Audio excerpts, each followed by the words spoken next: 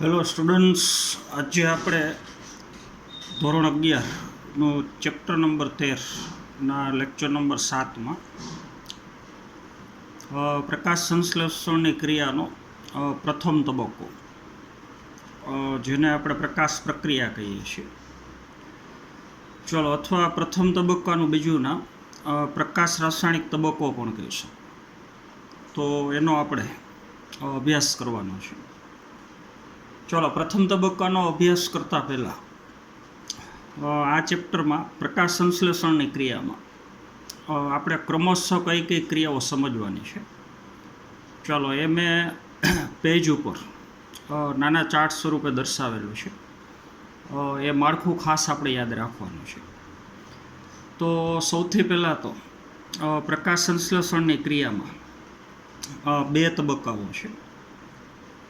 ચાલો, જેમાં પ્રકાશ સંશ્લેષણની ક્રિયાનો પ્રથમ તબક્કો એ પ્રકાશ ઉપર આધારિત છે, એટલે કે ફક્ત પ્રકાશની હાજરીમાં જ થાય છે અને હરિતકણના ગ્રેના પ્રદેશમાં થાય છે. તો એ તબક્કાને આપણે પ્રકાશ પ્રક્રિયા કહીએ છીએ, અથવા એને તમે પ્રકાશ રાસાયણિક તબક્કો કહી શકો. પ્રકાશ પ્રક્રિયાને અનુસરીને એની બે અગત્યની નિપજ. પ્રકાશ પ્રક્રિયામાં અગત્યના બે ઘટકો બને છે, એક એટીપી અને એક NADPH. તો પ્રકાશ પ્રક્રિયાની બે નિપજ, એનો ઉપયોગ થઈ અથવા એનો ઉપયોગ કરી અને થતો તબક્કો, એટલે કે પ્રકાશ પ્રક્રિયાને અનુસરીને થતો બીજા ક્રમનો તબક્કો, એ દિવસે થાય છે ને રાત્રે થાય છે, આપણને ખબર છે. તો બીજો તબક્કો થવા માટે સીધી પ્રકાશની જરૂર નથી, તો એને આપણે અંધકાર પ્રક્રિયા, ચલો, અથવા એ તબક્કાનું બીજું નામ જૈવ સંશ્લેષણ તબક્કો, અથવા એને તમે કેલ્વિન ચક્ર કહી શકો. તો અંધકાર પ્રક્રિયાની અંદર બીજા તબક્કાની અંદર પાછા પેટા તબક્કા 3 છે: કાર્બોક્સિલેશન, રિડક્શન અને પુનઃસર્જન. તો આ તબક્કાનો અભ્યાસ, બીજા તબક્કાનો અભ્યાસ, એ આપણે પ્રથમ તબક્કાનો અભ્યાસ પૂર્ણ કર્યા પછી કરવાનો છે. ચાલો, તો આ પીરિયડની અંદર આપણે અંધકાર પ્રક્રિયાની ચર્ચા કરવાની નથી. ચલો, તો આ પીરિયડ માટે આપણો અગત્યનો મુદ્દો છે પ્રકાશ પ્રક્રિયા. ચાલો, હવે પ્રકાશ સંશ્લેષણની ક્રિયાનો પ્રથમ તબક્કો પ્રકાશ પ્રક્રિયા, અને એમાં થતી એકદમ અગત્યની ક્રિયા, એટલે કે ઇલેક્ટ્રોનનું પરિવહન, અથવા એને આપણે વિજાણુ પરિવહનને કહીએ છીએ. ચાલો, તો ત્યાંથી હવે આપણે આગળ સમજવાનું છે. ચાલો, તો ફરીથી થોડુંક રિપીટ કરું છું. પ્રકાશ સંશ્લેષણની ક્રિયાનો પ્રથમ તબક્કો પ્રકાશ પ્રક્રિયા છે. પ્રકાશ પ્રક્રિયામાં થતી અગત્યની ક્રિયા, એટલે કે ઇલેક્ટ્રોન અથવા કહી શકો વિજાણુ, એનું વિજાણુ પરિવહન તંત્રમાંથી વહન થવાની ક્રિયા, એટલે કે ઇલેક્ટ્રોનનું પરિવહન. ચાલો, હવે પ્રથમ તબક્કામાં જ્યારે ઇલેક્ટ્રોન અથવા વિજાણુનું પરિવહન થતું, તો એ પરિવહન પાછું બે પ્રકારનું છે: અચક્રીય વિજાણુ વહન અને બીજું છે ચક્રીય વિજાણુ વહન. ચાલો, હવે તમને રંજક દ્રવ્ય તંત્ર ખબર છે, ફોટો સિસ્ટમ. તો રંજક દ્રવ્ય તંત્રના પ્રકાર બે છે: રંજક દ્રવ્ય તંત્ર 1 અને બીજો પ્રકાર છે રંજક દ્રવ્ય તંત્ર 2. ચાલો, હવે PS1 અને PS2 એ તમે જાણો છો, આગળના પીરિયડમાં આપણે વાત કરી એ પ્રમાણે. તો જે થાઇલેકોઇડનું પટલ છે અથવા જે ગ્રેનાનું પટલ છે, એમાં PS1 અને PS2 બે હાજર હોય, પણ જે આંતરગ્રેનમ પટલ છે એમાં ફક્ત PS1 જ હાજર હોય. ચલો, હવે PS1 અને PS2 જો બરોબર યાદ રાખવાનું છે. ચલો, બે ભેગા સંકળાઈને કાર્ય કરતા હોય, એટલે કે બે ભેગા મળીને જો વિજાણુનું વહન કરે, PS1 અને PS2, તો વિજાણુ વહનનો પ્રકાર છે અચક્રીય વિજાણુ વહન. તો અચક્રીય વિજાણુ વહનમાં PS1 એ ભાગ લે છે અને PS2 એ ભાગ લે છે. તો એ પ્રક્રિયા ગ્રેનાનું પટલ, એટલે કે થાઇલેકોઇડના પટલમાં થાય છે. ચલો, હવે આંતરગ્રેનમ પટલ છે, એમાં ફક્ત PS1 જ હાજર છે, ત્યાં PS2 ગેરહાજર છે. એટલે જો PS1 એકલું સ્વતંત્ર કાર્ય કરતું હોય, એ PS2 સાથે સંકળાયેલું ન હોય, તો ત્યારે થતું જે વિજાણુનું વહન છે એ ચક્રીય વિજાણુ વહન. તો ચક્રીય વિજાણુ વહનનો અભ્યાસ એ આપણે આવતા પીરિયડમાં કરવાનો છે. આજના પીરિયડમાં આપણે અચક્રીય વીજાણુ વહન કઈ રીતથી થાય છે એ આપણે સમજવાનું છે. ચલો, તો આ બેઝ તમે સમજી ગયા હશો. તો વીજાણુ અથવા ઇલેક્ટ્રોનનું પરિવહન એ બે પ્રકારનું છે. અચક્રીય વીજાણુ વહન, જેમાં PS1 અને PS2 બે ભેગા મળીને કાર્ય કરે છે, એટલે બે રંજક દ્રવ્ય તંત્ર સંકળાયેલા. અને ચક્રીય વીજાણુ વહન, તો એમાં ફક્ત PS1 જ ભાગ લે છે. ચલો, હવે ચક્રીય વીજાણુનું જ્યારે આપણે અચક્રીય વીજાણુનું વહન થતું હોય ત્યારે જે એટીપી બને છે, જો ફોસ્ફોરાઇલેશન એટલે એડીપીમાંથી એટીપી બને. આ હું લખું છું.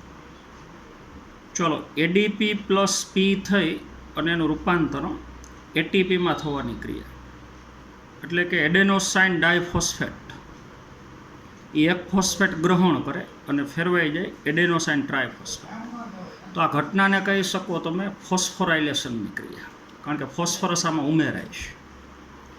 પણ જો આ પ્રક્રિયા પ્રકાશ શક્તિની મદદથી થતી હોય તો પ્રકાશ એટલે ફોટોન, તો એ ઘટનાને કહી શકો ફોટોફોસ્ફોરાઇલેશન. તો પ્રકાશ શક્તિની મદદથી એડીપીનું ફોસ્ફરીકરણ થઈને એટીપી બનવાની ક્રિયા, તો એ ઘટનાને આપણે કહેશું ફોટોફોસ્ફોરાઇલેશન. ચાલો, અને જે ફોટોફોસ્ફોરાઇલેશન અચક્રીય વીજાણુ વહન દરમિયાન થતું હોય તો આગળ શબ્દ લગાડી દેવાનો અચક્રીય, તો આખી ઘટના થઈ ગઈ અચક્રીય ફોટોફોસ્ફોરાઇલેશન. તો અચક્રીય વીજાણુ વહન દરમિયાન થતું એટીપીનું નિર્માણ એટલે કહી શકો અચક્રીય ફોટોફોસ્ફોરાઇલેશન. ચલો, હવે અચક્રીય ફોટોફોસ્ફોરાઇલેશન થતું હોય, અચક્રીય વીજાણુ વહન થતું હોય ત્યારે ભેગી થતી એક અગત્યની ક્રિયા, એટલે કે પાણીનું પ્રકાશ પ્રેરિત વિઘટન, ફોટોલિસિસ ઓફ વોટર, એના ભેગી થતી ક્રિયા છે. ચલો, એવી જ રીતથી આ બાજુ ચક્રીય વીજાણુ વહન થતું હોય તો અચક્રીય વીજાણુ વહન થાય કે ચક્રીય, બેમાં એટીપી તો બને જ. એટલે અચક્રીય વીજાણુ વહન દરમિયાન જો એટીપી બને તો અચક્રીય ફોટોફોસ્ફોરાઇલેશન, અને ચક્રીય વીજાણુ વહન દરમિયાન જો એટીપી બને તો ચક્રીય ફોટોફોસ્ફોરાઇલેશન. તો એટીપી બંનેમાં બને છે. અચક્રીય વીજાણુ વહન થતું હોય તો એટીપી બને, અને ચક્રીય વીજાણુ વહન થતું હોય તો એટીપી બને. તો એટીપીનું નિર્માણ એ બે ઘટનામાં થાય છે. ચલો, પણ અચક્રીય વીજાણુ વહનમાં બીજી બે નિપજ બને છે, એક NADPH અને એક O2. આ બે નિપજનું સર્જન થવાનું કારણ પાણીનું પ્રકાશ પ્રેરિત વિઘટન છે. અને પાણીનું પ્રકાશ પ્રેરિત વિઘટન ફક્ત અચક્રીય વીજાણુ વહન સાથે સંકળાયેલી ક્રિયા છે. ચક્રીય વીજાણુ વહન દરમિયાન પાણીનું પ્રકાશ પ્રેરિત વિઘટન ન થાય તો ચક્રીય વીજાણુ વહન દરમિયાન આ બે નિપજ ન બને. ચલો, હવે પાણીનું વિઘટન થવાથી આ બે નિપજ કઈ રીતથી બને છે એ હમણાં આપણે આગળ જોઈએ છીએ. તો આજના પીરિયડમાં આપણે આટલી ઘટના સમજવાની છે. એક અચક્રીય વીજાણુ વહન એટલે શું? અચક્રીય વીજાણુ વહન દરમિયાન થતું અચક્રીય ફોટોફોસ્ફોરાઇલેશન અને ભેગી થતી ક્રિયા પાણીનું પ્રકાશ પ્રેરિત વિઘટન. તો આવી અગત્યની ત્રણ પ્રક્રિયા એ આપણે ઇલેક્ટ્રોન પરિવહનમાં સમજવાની છે. ચલો, તો આપણે એ થિયરી સમજવા માટેનો પ્રારંભ કરીએ. તો ઇલેક્ટ્રોનનું પરિવહન, વીજાણુનું પરિવહન, એનો પ્રથમ પ્રકાર એટલે કહી શકો અચક્રીય વીજાણુ વહન. અને અચક્રીય વીજાણુ વહન દરમિયાન થતી ભેગી ક્રિયા એટલે અચક્રીય ફોટોફોસ્ફોરાઇલેશન. અને અચક્રીય વીજાણુ વહન દરમિયાન થતી ભેગી એક અગત્યની ક્રિયા એટલે પાણીનું પ્રકાશ પ્રેરિત વિઘટન. ચાલો, તો આ બધી ઘટનાઓ ખરેખર કઈ રીતથી થાય છે એ હવે આપણે સમજવાનું છે. ચલો, તો સૌથી પહેલાં તો PS1 અને PS2 બે ભેગા સંકળાઈને કાર્ય કરતા હોય તો વીજાણુનું વહન ચક્રીય ન હોય પણ અચક્રીય વીજાણુ વહન. જો બરોબર સમજવાનું છે. ચાલો, આપણે એવું કહીએ છીએ કે લીલા પર્ણ એ પ્રકાશ શક્તિનું શોષણ કરે છે.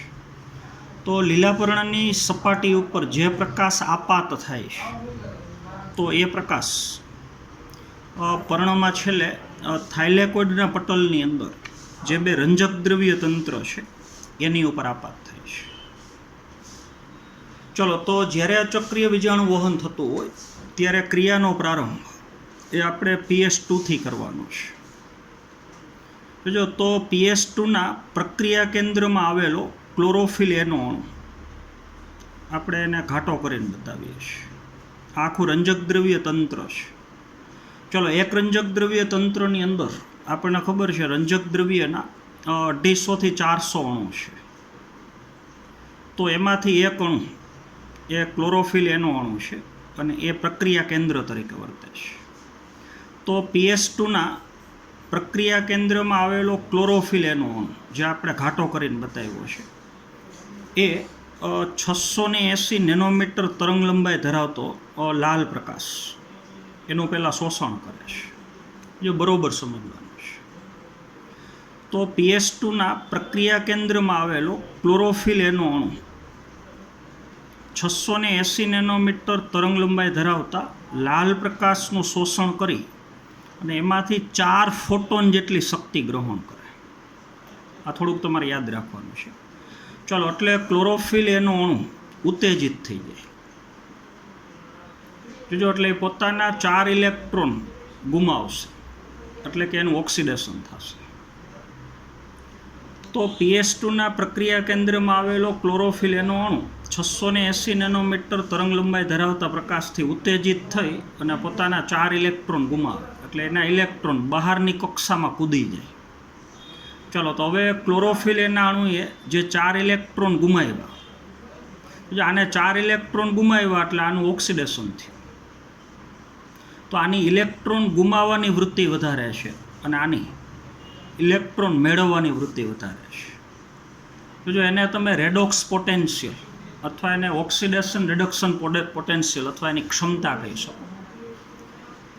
ચલો, તો આનો ઓક્સિડેશન આંક ઊંચો છે અને આનો રિડક્શન આંક ઊંચો છે, એટલે આને ગુમાવેલા 4 ઇલેક્ટ્રોન એ આ ઘટકને મળે છે. ચલો, તો ક્લોરોફિલ એના અણુમાંથી ગુમાવેલા 4 ઇલેક્ટ્રોન જેનો સૌથી પહેલો સ્વીકાર કરતું એક પ્રોટીન એટલે કે ફિયોફાઇટિન છે. ચાલો, તો એ ફિયોફાઇટિનને તમે પ્રાથમિક વિજાણુ ગ્રાહક કહી શકો. જો પ્રાથમિક વિજાણુ ગ્રાહક એટલે કે વિજાણુ અથવા ઇલેક્ટ્રોનને સૌથી પહેલાં ગ્રહણ કરતું દ્રવ્ય, તો એક પ્રકારનું પ્રોટીન છે અને એ ફિયોફાઇટિન છે. તો આ ખાસ તમારે યાદ રાખવાનું છે કે PS2ના પ્રક્રિયા કેન્દ્રમાંથી ગુમાવેલા 4 ઇલેક્ટ્રોન એનો સૌથી પહેલો ઇલેક્ટ્રોનનો સ્વીકાર કરતું દ્રવ્ય કયું છે, તો એ ફિયોફાઇટિન છે. ચલો, તો ફિયોફાઇટિન 4 ઇલેક્ટ્રોન મેળવે છે એટલે આનું રિડક્શન છે. ચલો, હવે ફિયોફાઇટિન પાછા પોતાના 4 ઇલેક્ટ્રોન ગુમાવે, પહેલાં મેળવે છે ત્યારે એનું રિડક્શન થયું, પાછા એ ગુમાવે છે એટલે એનું ઓક્સિડેશન થયું. ચલો, હવે પ્રાથમિક વિજાણુ ગ્રાહક અથવા ફિયોફાઇટિન એને ગુમાવેલા 4 ઇલેક્ટ્રોન એ પસાર થશે વિજાણુ પરિવહન તંત્ર, જો અથવા એને તમે ઇલેક્ટ્રોન પરિવહન તંત્ર કહી શકો. ચાલો, અથવા એને ETS કહી શકો, ઇલેક્ટ્રોન ટ્રાન્સપોર્ટ સિસ્ટમ, એટલે કે વિજાણુ પરિવહન તંત્ર. ચલો, વિજાણુ પરિવહન તંત્રમાં 3 પ્રકારના વિજાણુ વાહકો છે. ચાલો, એક પ્લાસ્ટોક્વિનોન છે, સાઇટોક્રોમ છે અને પ્લાસ્ટોસાયનિન છે. ચલો, તો પ્રાથમિક વિજાણુ ગ્રાહકે ગુમાવેલા 4 ઇલેક્ટ્રોન એનો સૌથી પહેલાં સ્વીકાર પ્લાસ્ટોક્વિનોન કરે છે. ચલો, તો પ્લાસ્ટોક્વિનોન પહેલાં 4 ઇલેક્ટ્રોન મેળવે છે ને પછી ગુમાવે છે. મેળવે ત્યારે એનું રિડક્શન થાય છે, ગુમાવે તો ઓક્સિડેશન થાય છે. ચલો, પ્લાસ્ટોક્વિનોને ગુમાવેલા 4 ઇલેક્ટ્રોન એ સાઇટોક્રોમ મેળવે છે, પાછા ગુમાવે છે. સાઇટોક્રોમે ગુમાવેલા 4 ઇલેક્ટ્રોન પ્લાસ્ટોસાયનિન પહેલાં મેળવે છે અને પછી ગુમાવે છે. તો 3 વિજાણુ વાહકો 4 ઇલેક્ટ્રોન મેળવે ગુમાવે એટલે રિડક્શન ઓક્સિડેશન રિડક્શન ઓક્સિડેશન. ચલો, તો ઓક્સિડેશન રિડક્શન એટલે કે રેડોક્સ પોટેન્શિયલ એ તમે સમજી ગયા હશો. આના કરતાં આનો રિડક્શનનો આંક ઊંચો છે એટલે આને ઇલેક્ટ્રોન આપે, આના કરતાં આનો રિડક્શન આંક ઊંચો છે તો આ ઇલેક્ટ્રોન આને આપે છે. તો રેડોક્સ પોટેન્શિયલના આધારે ઇલેક્ટ્રોનનું વહનો અધો દિશામાં છે, નીચેની દિશામાં. પહેલાં ઇલેક્ટ્રોનનું વહન ઉધ્વ દિશામાં થાય, નીચેથી ઉપર. ચલો, અને ફિયોફાઇટિનથી પ્લાસ્ટોસાયનિન સુધી ઇલેક્ટ્રોનનું વહન ઉપરથી નીચે એટલે અધો દિશામાં થાય. ચલો તો હવે PS2ના પ્રક્રિયા કેન્દ્રમાં આવેલા 4 ઇલેક્ટ્રોન એને જે ગુમાવ્યા હતા એ 4 ઇલેક્ટ્રોન છેલ્લે પ્લાસ્ટોસાયનિન પાસે છે. જો બરોબર સમજવાનું છે. ચલો હવે પ્લાસ્ટોસાયનિને ગુમાવેલા 4 ઇલેક્ટ્રોન જો બરોબર સમજો.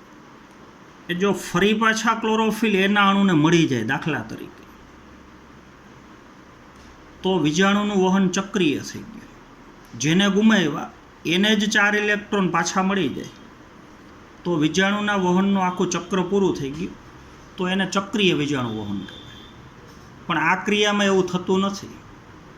જો તો પ્લાસ્ટોસાયનિને ગુમાવેલા 4 ઇલેક્ટ્રોન એ વિજાણુનો જે દાતા છે ક્લોરોફિલ એનો એની પાસે પાછા ન ફરે, પણ એ 4 ઇલેક્ટ્રોન મળી જાય PS1ના પ્રક્રિયા કેન્દ્રમાં આવેલો ક્લોરોફિલ એનો. તો પ્લાસ્ટોસાયનિને ગુમાવેલા 4 ઇલેક્ટ્રોન એની પ્રાપ્તિ PS1ના પ્રક્રિયા કેન્દ્રમાં આવેલા ક્લોરોફિલ એના અણુને મળે છે. તો જો પ્લાસ્ટોસાયનિન પોતાના 4 ઇલેક્ટ્રોન ક્લોરોફિલ એના અણુને આપે છે એની પહેલાં PS1ના પ્રક્રિયા કેન્દ્રમાં આવેલો ક્લોરોફિલ એનો અણુ પોતાના 4 ઇલેક્ટ્રોન પહેલાં ગુમાવે છે. ચલો તો આ ઘટના બરોબર સમજવાની છે. જો તો 2 ક્લોરોફિલ એના અણુ, એક PS2ના પ્રક્રિયા કેન્દ્રમાં આવેલો ક્લોરોફિલ એનો અણુ અને PS1ના પ્રક્રિયા કેન્દ્રમાં આવેલો ક્લોરોફિલ એનો અણુ એક જ સાથે પ્રકાશ શક્તિનું શોષણ કરે. તો જો આ 680 નેનોમીટર તરંગ લંબાઈ ધરાવતા પ્રકાશથી ઉત્તેજિત થાય આ ક્લોરોફિલ એનો અણુ, અને આ 700 નેનોમીટર તરંગ લંબાઈ ધરાવતા પ્રકાશથી ઉત્તેજિત થાય. એટલે બે એક સાથે પોતાના 4 ઇલેક્ટ્રોન ગુમાવે, એટલે બેની કક્ષા ખાલી થઈ. એટલે બરોબર સમજ. ચલો હવે PS1ના પ્રક્રિયા કેન્દ્રમાં આવેલા ક્લોરોફિલ એના અણુએ પોતાના 4 ઇલેક્ટ્રોન પહેલાં ગુમાવ્યા, આ બાજુથી ગુમાવે છે અને PS2માંથી પાછા 4 ઇલેક્ટ્રોન મેળવી. જો તો PS1ના પ્રક્રિયા કેન્દ્રમાં આવેલો ક્લોરોફિલ એનો અણુ એ પોતાના 4 ઇલેક્ટ્રોન ગુમાવે છે, એની જે કક્ષા ખાલી થઈ એ 4 ઇલેક્ટ્રોનની ફરી પાછી પ્રાપ્તિ એને PS2માંથી થઈ. કારણ કે આ 4 ઇલેક્ટ્રોન મૂળભૂત રીતે PS2ના છે. તો PS2ના ક્લોરોફિલ એના અણુએ ગુમાવેલા 4 ઇલેક્ટ્રોન એ PS1ના પ્રક્રિયા કેન્દ્રમાં આવેલા ક્લોરોફિલ એના અણુને પ્રાપ્ત થાય છે. તો આ 4 ઇલેક્ટ્રોન ગુમાવે એ જ સમયે આ ક્લોરોફિલ એનો અણુ પોતાના 4 ઇલેક્ટ્રોન ગુમાવે, અને એ 4 ઇલેક્ટ્રોનની ફરી પાછી એના પ્રાપ્તિ આ PS2માંથી થાય છે. હાલો આ તમે સમજી ગયા છો. તો જો હવે PS1ના પ્રક્રિયા કેન્દ્રમાં આવેલો ક્લોરોફિલ એનો એ પોતાના જે 4 ઇલેક્ટ્રોન ગુમાવે છે, આ પોતાના 4 ઇલેક્ટ્રોન ગુમાવે છે, તો એ 4 ઇલેક્ટ્રોનને ગ્રહણ કરતો પ્રાથમિક વિજાણુ ગ્રાહક અહીંયા ફિયોફાઇટિન છે, પણ PS1એ ગુમાવેલા 4 ઇલેક્ટ્રોનનો સ્વીકાર કરતો પ્રાથમિક વિજાણુ ગ્રાહક જો એ ફેરેડોક્સિન રિડ્યુસિંગ સબસ્ટન્સ છે. જો આખું નામ લખું છું, ફેરેડોક્સિન રિડ્યુસિંગ સબસ્ટન્સ. ચાલો તો એ પણ એક પ્રકારનું પ્રોટીન છે. તો આ પ્રોટીન Fe અને S એટલે કે આયર્ન અને સલ્ફર ધરાવતું પ્રોટીન છે. ચાલો આ બે ખાસ તમારે અલગ અલગ યાદ રાખવાનું છે. PS2 4 ઇલેક્ટ્રોન ગુમાવે તો એનો સ્વીકાર કરતો પ્રાથમિક વિજાણુ ગ્રાહક ફિયોફાઇટિન, અને PS1 4 ઇલેક્ટ્રોન ગુમાવે તો એનો સ્વીકાર કરતો પ્રાથમિક વિજાણુ ગ્રાહક એ ફેરેડોક્સિન રિડ્યુસિંગ સબસ્ટન્સ એટલે કે એક આયર્ન અને સલ્ફર ધરાવતું પ્રોટીન છે. ચલો તો 2 ક્લોરોફિલ એના અણુ પોતાના 4 ઇલેક્ટ્રોન પ્રાથમિક વિજાણુ ગ્રાહકને આપે છે. ચલો હવે આનો પ્રાથમિક વિજાણુ ગ્રાહક પોતાના 4 ઇલેક્ટ્રોન આ રેડોક્સ શૃંખલાને આપે છે, અને આના જે 4 ઇલેક્ટ્રોન છે એ 2 અણુ એટલે કે 2NADP 2H+ તરફ વહન પામે છે. જો 2NADP 2H+ એ 4 ઇલેક્ટ્રોન મેળવી લે એટલે આનું રિડક્શન થઈને રૂપાંતરણ થઈ જાય 2NADPH2. તો આ 2NADP2H+ ક્યાંથી આવ્યા એ સમજવા માટે ભેગી આપણે ક્રિયા સમજવાની છે, પાણીનું પ્રકાશ પ્રેરિત વિઘટન. જો તો હવે આમાં આપણે બે ઘટના સમજવાની બાકી રહી. એક તો 2NADP2H+ કઈ રીતથી બને છે, અને બીજી ઘટના જ્યારે PS1 પોતાના 4 ઇલેક્ટ્રોન ગુમાવે તો ફરી પાછી એને 4 ઇલેક્ટ્રોનની પ્રાપ્તિ PS2માંથી થાય છે. તો PS2 પોતાના 4 ઇલેક્ટ્રોન જ્યારે ગુમાવે તો PS2ને ફરી પાછી 4 ઇલેક્ટ્રોનની પ્રાપ્તિ કઈ રીતથી થાય છે, પાણીના પ્રકાશ પ્રેરિત વિઘટન દ્વારા. તો એ ઘટના આપણે સમજવાની છે. ચાલો તો બરોબર સમજવાનું છે. ચાલો તો એક સાથે પાણીના 4 અણુનું પ્રકાશ શક્તિની મદદથી વિઘટન થવાની ક્રિયા, તો એને કહી શકો તમે પાણીનું પ્રકાશ પ્રેરિત વિઘટન. ચાલો પાણીનું પ્રકાશ પ્રેરિત વિઘટન થાય છે એનું કારણ PS2 છે. તો પાણીનું પ્રકાશ પ્રેરિત વિઘટન એ PS2 સાથે સંકળાયેલી ક્રિયા છે. ચલો અથવા પાણીનું પ્રકાશ પ્રેરિત વિઘટન થવા માટેની પ્રકાશ શક્તિ છે એનું શોષણ એ PS2 કરે છે. જો બરોબર સમજવાનું છે.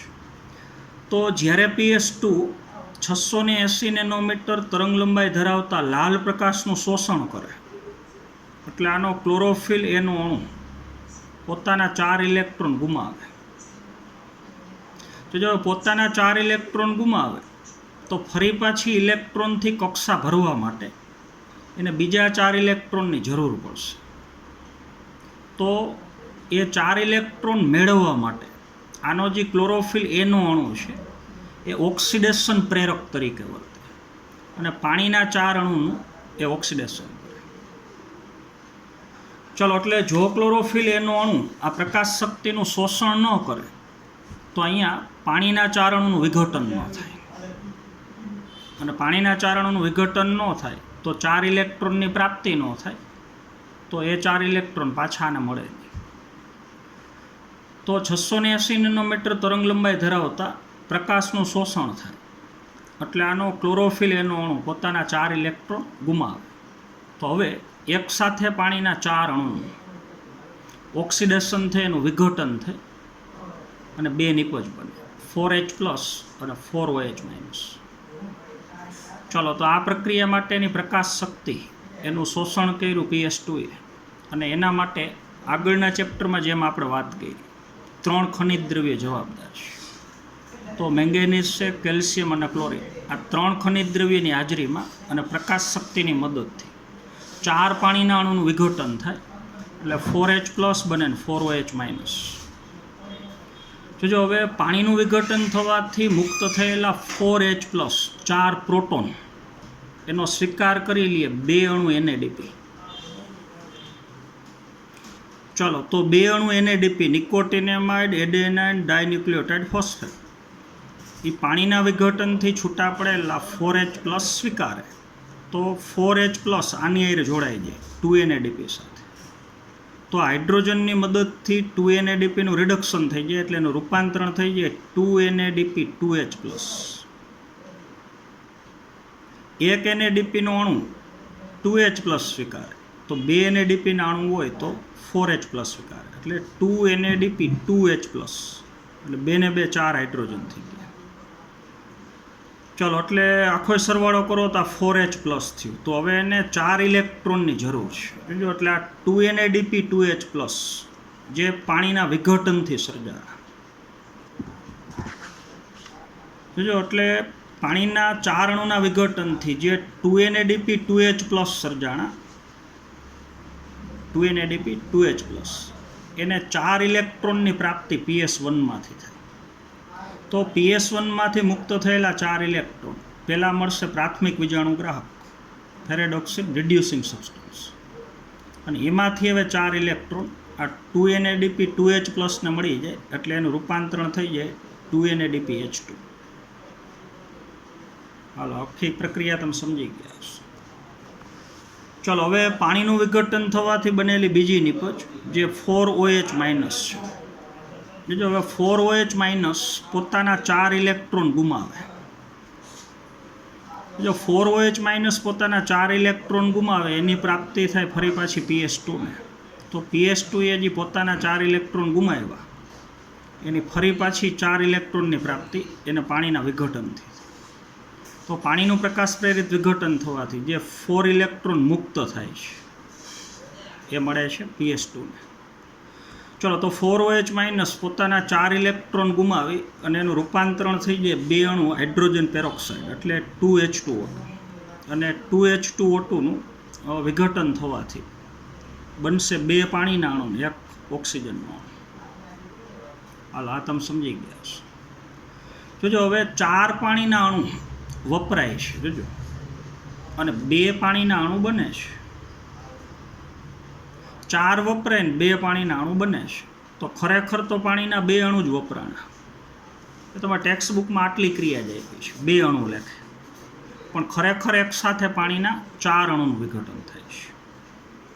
ચલો, એટલે આખો હિસાબ કરો તમે તો 2 જ પાણીના અણુ અહીં વપરાય છે. વિઘટન ખરેખર 4નું થાય પણ 4માંથી 2 અણુ પાછા બને છે એટલે બાદ કરી નાખો તો 2 જ પાણીના અણુ ખરેખર વપરાણા. તો 2 પાણીના અણુનું વિઘટન થાય તો આખો હિસાબ લેવાનો છે. આ 4H પ્લસ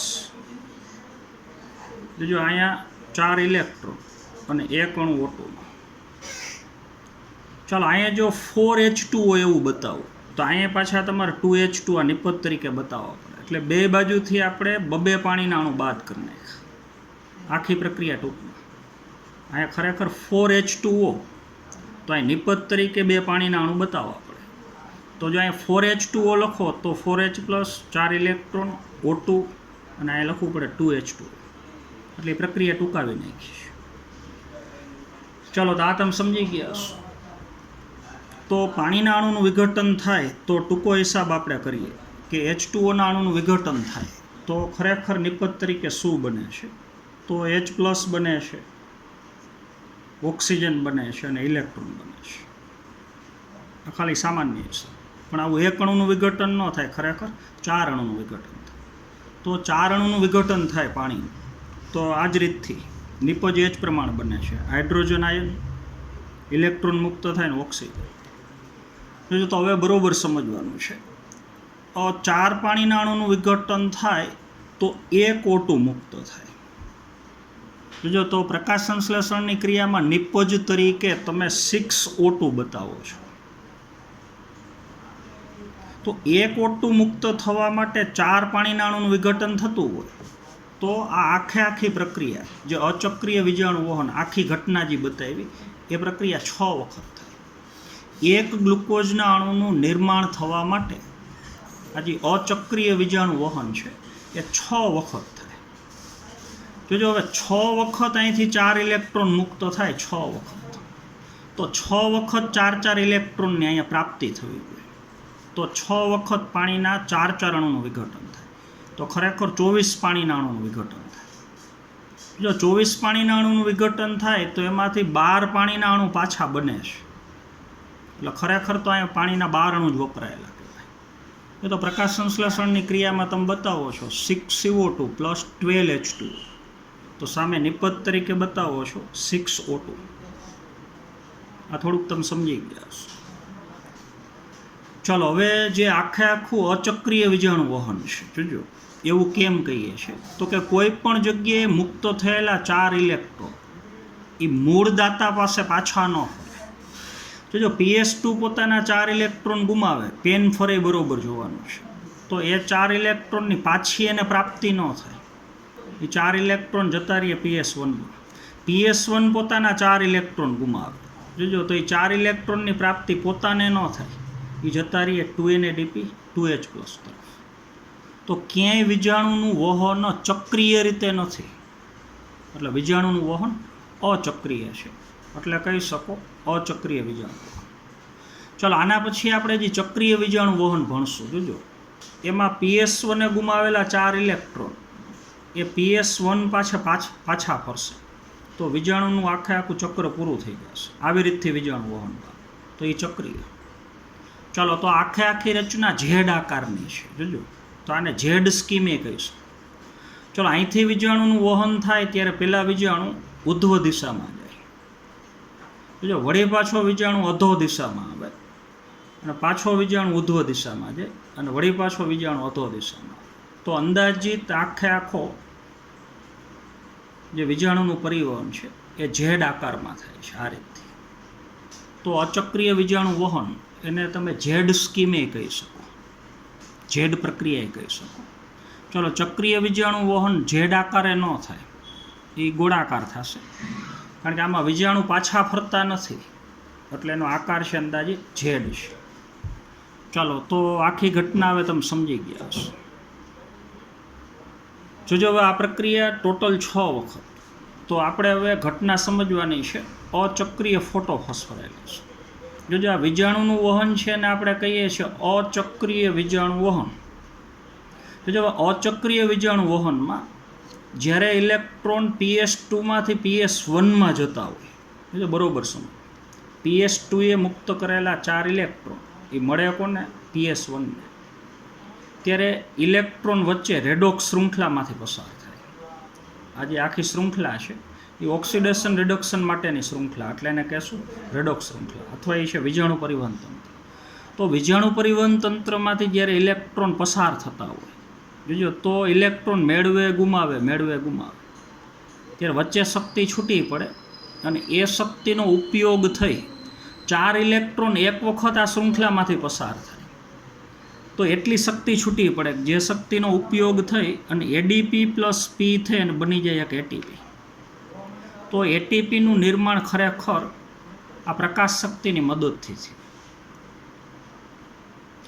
જો એટલે પ્રકાશ શક્તિનું પહેલાં રૂપાંતરણ વિજાણુ શક્તિમાં થયું, પ્રકાશ શક્તિનું રૂપાંતરણ વિજાણુ શક્તિમાં થયું, વિજાણુ શક્તિનું રૂપાંતરણ થઈ ગયું એટીપીમાં, એટલે રાસાયણિક શક્તિમાં રૂપાંતરણ થયું. તો અચક્રીય વિજાણુ વહન દરમિયાન થતું ફોટોફોસ્ફોરાયલેશન એટલે કહી શકો અચક્રીય ફોટોફોસ્ફોરાયલેશન. આ વિજાણુના વહન દરમિયાન જે એટીપી બન્યા એને આપણે કહેશું અચક્રીય ફોટોફોસ્ફોરાયલેશન. તો હવે આખી ક્રિયાની તમે નિપજ લ્યો તો એક તો એટીપી બને છે, ઓક્સિજન બને છે અને NADPH અથવા NADPH2 બને છે, જે પહેલાં આપણે દર્શાવેલું છે કે અચક્રીય વિજાણુ વહન થતું હોય, PS1 ને 2 બે ભેગા મળી અને કાર્ય કરતા હોય ત્યારે ભેગી થતી ક્રિયા અચક્રીય ફોટોફોસ્ફોરાયલેશન. એમાં ભેગી થતી ક્રિયા પાણીનું પ્રકાશ પ્રેરિત. ચાલો તેમાં 3 નિપજ બને, એટીપી, NADPH અને O2. ચાલો આ તમારે ખાસ યાદ રાખવાનું છે. ચાલો આટલું તમે સમજી ગયા હશો. ચાલો હવે આવતા પીરિયડમાં આવી જ રીતથી આપણે સમજવાનું છે ચક્રીય વિજાણુ. ચલો તો ટેક્સ્ટ બુક પ્રમાણે આખો ક્વેશ્ચન હવે હું રીડ કરું છું. ચાલો જ્યાં જરૂર પડે ત્યાં આપણે આકૃતિ ભેગી તમારે જોતી જવાની છે. ચાલો તો આપણે પ્રક્રિયાનો પ્રારંભ કરશું PS2. જોજો એટલે ફોટો સિસ્ટમ 2 PS2માં પ્રક્રિયા કેન્દ્રમાં આવેલો ક્લોરોફિલ એનો. ચલો 680 નેનોમીટર તરંગ લંબાઈવાળા લાલ પ્રકાશનું શોષણ કરે છે, અને શોષણ કરે તો જેના કારણે ચલો ઇલેક્ટ્રોન ઉત્તેજિત થઈ અને બહારની કક્ષામાં કૂદી જાય, એટલે પોતાના 4 ઇલેક્ટ્રોન ગુમાવે. ચાલો પરમાણુના કેન્દ્રથી દૂરની કક્ષામાં કૂદી જાય એટલે ઇલેક્ટ્રોન ગુમાય. ચલો આ ઇલેક્ટ્રોનને એક, આને જે ઇલેક્ટ્રોન ગુમાવ્યો એ ઇલેક્ટ્રોનને એક ચલો ઇલેક્ટ્રોનગ્રાહી ગ્રહણ કરે છે. એ ઇલેક્ટ્રોનગ્રાહી એટલે પ્રાથમિક વિજાણુ ગ્રાહક. તો ત્યાં તમારે એરો મારીને લખવાનું ફિયોફાઇટીનો પ્રાથમિક વિજાણુ ગ્રાહક. ચાલો હવે જે એટલે આ ફિયોફાઇટી એ પોતાના 4 ઇલેક્ટ્રોન કોને આપી દે તો કે આ વિજાણુ પરિવહન તંત્ર. ચાલો જે ઇલેક્ટ્રોનને સાઇટોક્રોમ ધરાવતું એક વિજાણુ પરિવહન તંત્ર. તો જે ઇલેક્ટ્રોનને 4 ઇલેક્ટ્રોનને સાઇટોક્રોમ ધરાવતા ચાલો ઇલેક્ટ્રોન્સ ટ્રાન્સપોર્ટ સિસ્ટમ એટલે કે ETS. આ પોતાના 4 ઇલેક્ટ્રોનને સાયટોક્રોમ ધરાવતું એક વીજાણુ પરિવહન તંત્ર એટલે કે ઇલેક્ટ્રોન ટ્રાન્સપોર્ટ સિસ્ટમ એમાં લઈ જાય છે 4 ઇલેક્ટ્રોનને. ચલો હવે એ 4 ઇલેક્ટ્રોનનું ઓક્સિડેશન રિડક્શન પોટેન્શિયલ અથવા રેડોક્સ પોટેન્શિયલના આધારે વહન અધો દિશામાં ઉપરથી નીચે તરફ થાય. એટલે આવતા બધા ઘટકો 4 ઇલેક્ટ્રોન મેળવે ગુમાવે. ચલો ઓક્સિડેશન રિડક્શન કે રેડોક્સ પોટેન્શિયલના માપદંડ અનુસાર જો તેનું વહન એડ કરવાનું એટલે ઇલેક્ટ્રોનનું વહન. ફરીથી વાક્ય વાંચું છું. ઓક્સિડેશન રિડક્શન બધા ઘટકો ઇલેક્ટ્રોન મેળવે ગુમાવે એટલે ક્રમશઃ રિડક્શન ઓક્સિડેશન થાય. એટલે ઓક્સિડેશન રિડક્શન કે રેડોક્સ પોટેન્શિયલના માપદંડ અનુસાર તેનું વહન વચ્ચે એડ કરવાનું અધોગામી છે એટલે નીચેની તરફ છે.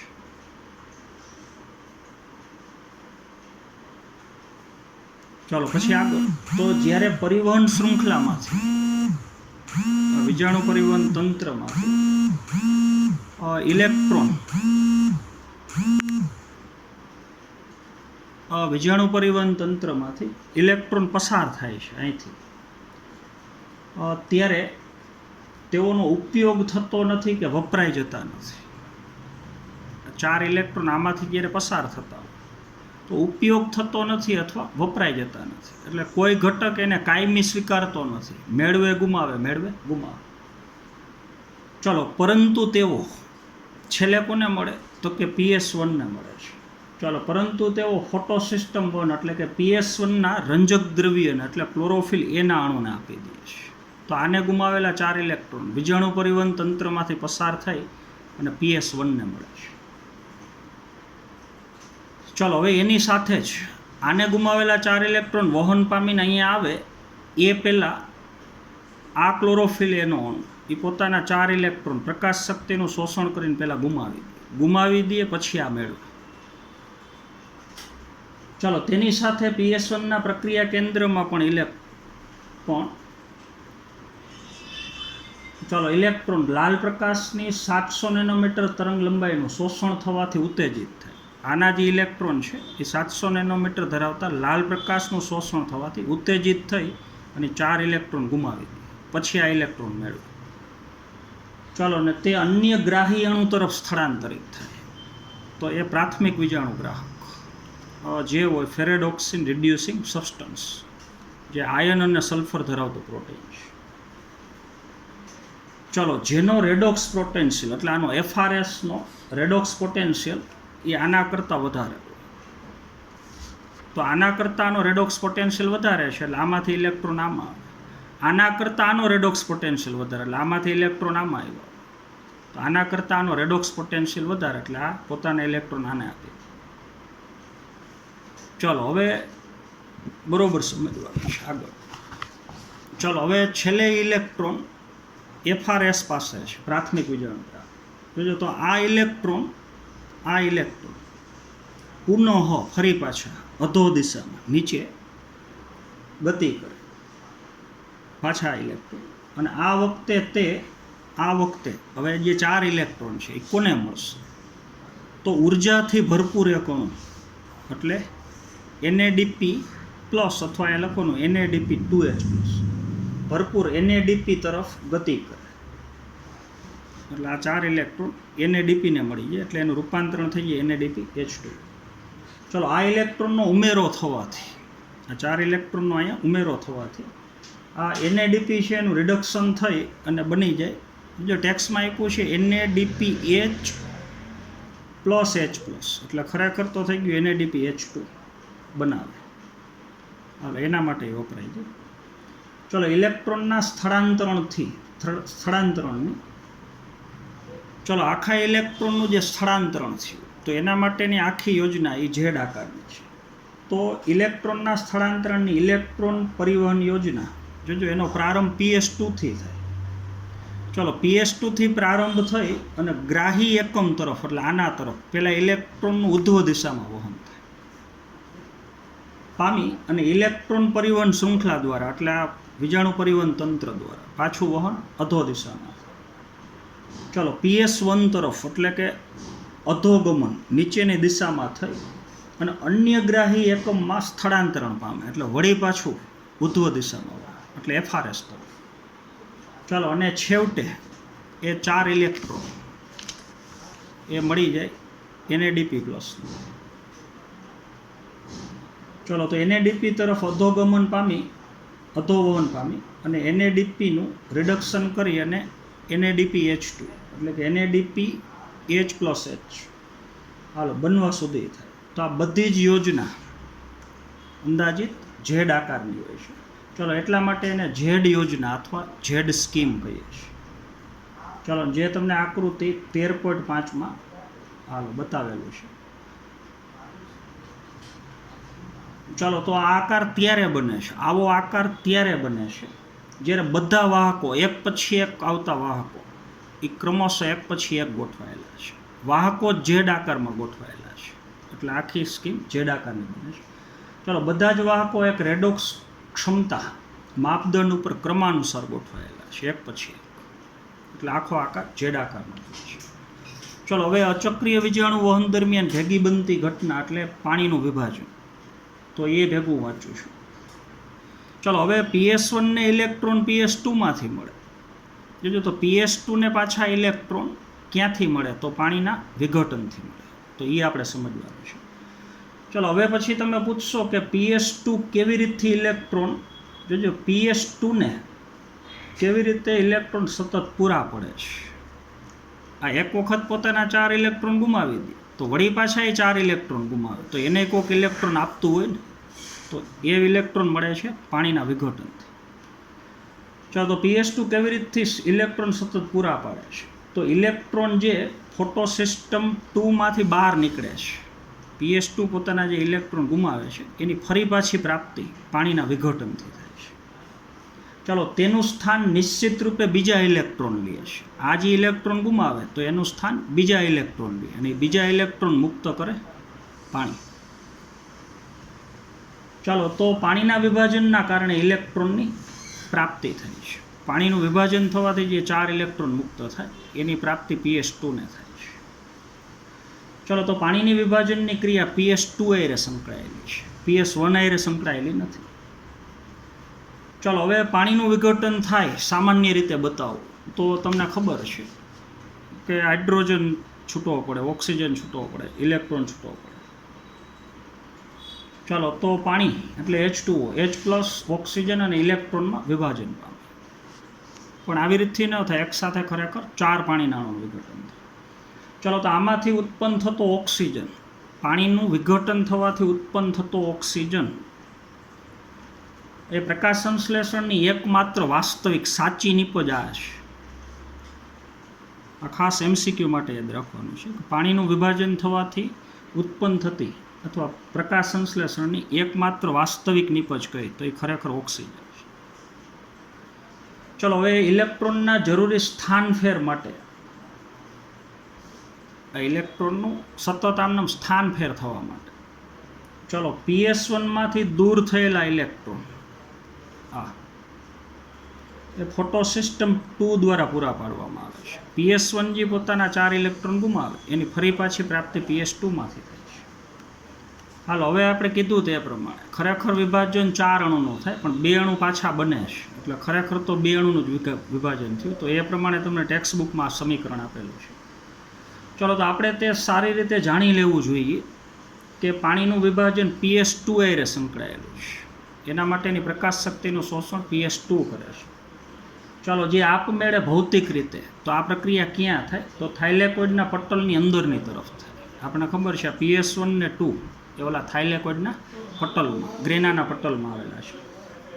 ચલો તો હવે તો પછી આ દરમિયાન પ્રોટોન જે મુક્ત થાય આ 4H+, જોજો એ સીધા આને ન મળે, પહેલાં થાઇલેકોઇડના પોલાણમાં આ પ્રોટોન મુક્ત થાય અને પોલાણમાંથી પછી બહાર નીકળે ને પછી આને મળે. એ આપણે આગળ સમજવાનું છે. ચલો પ્રોટોન તેમજ O2 ક્યાં મુક્ત થાય? O2 સીધો થાઇલેકોઇડમાંથી બહાર મુક્ત થઈ જાય અને પ્રોટોન જતો રહીએ થાઇલેકોઇડના પોલાણમાં. ચલો પોલાણમાં અંદર કે પટલની બહાર તો પ્રોટોન અંદર અને ઓક્સિજન બહાર. પછી પ્રક્રિયા આપણે આગળ સમજવાની છે. ચાલો તો હવે આજનો પીરિયડ ઘણો બધો મોટો થઈ ગયો છે, તો આજના પીરિયડમાં આપણે અહીંયા સુધી રાખશું. આવતા પીરિયડમાં આપણે ચક્રીય વીજાણુ વહનનો અભ્યાસ કરવાનો છે. ચાલો તો થેન્ક યુ.